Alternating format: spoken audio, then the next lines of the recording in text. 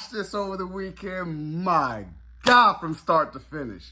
I've never seen a show captivating me. Episode 1. I'm locked in. Binge watched it. Locked in. SterlingKBrown, top tier performance, but the supporting cast. Everyone else in here. James Marsden, as the president.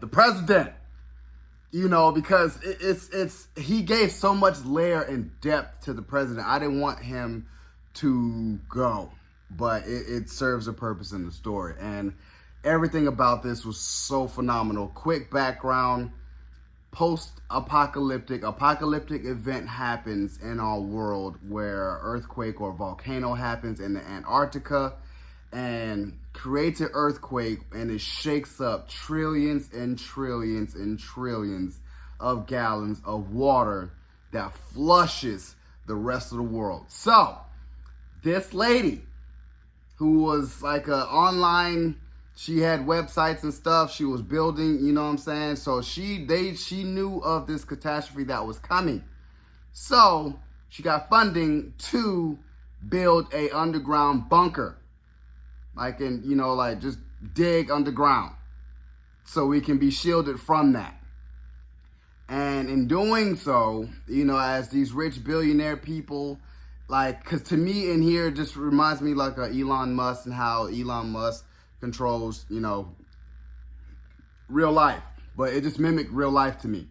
And SterlingKBrown, back to him. He is the top agent he was hired to Secret Service to protect the president. In doing so, he becomes best friends with the president. Man, the flashbacks, the understanding of a man's character as a family man. The first episode, you're running, you're seeing, what's going on, who is who. You run across Billy. Billy is the other Secret Service agent hired to protect the president. And just loving their banter, it's quick, it's fast, and it's like you're trying to figure out who's doing what. And then you get the murder of the president, then it's like, okay, everybody's a suspect. What the hell's going on? I'm like, okay, who was the last person with them? It was phenomenal. Whoever wrote this, how they wrote it, phenomenal. Edge of my seat. I could not stop going to the next episode to be trying to figure out what the hell is going on. And I was just like, mwah, to the actors in here, the characters in here everyone had depth. Every last character in here had depth. All the way, spoiler alert, all the way to the librarian. All the way, and you see the librarian episode 4 or 5 when the president's going to the library and you just kind of out of sight, out of mind, and then you get to episode 6 or 7, and you're like, who the hell? Why is this, and who the hell is that? And then it's like, oh my gosh, dude, oh my gosh, and I'm like, my gosh, loved it. The scene that broke my heart was why, because you couldn't understand when they're in paradise. You couldn't understand. It was 2 scenes that broke my heart. When the president was just looking for love for everybody that he actually loved, from his son, from his dad, and from SterlingKBrown as the agent. Everyone wanted him dead, and I was just and that hurt. And all he was doing was just drinking and drinking and drinking. And then he ends up for his untimely demise. That broke my heart.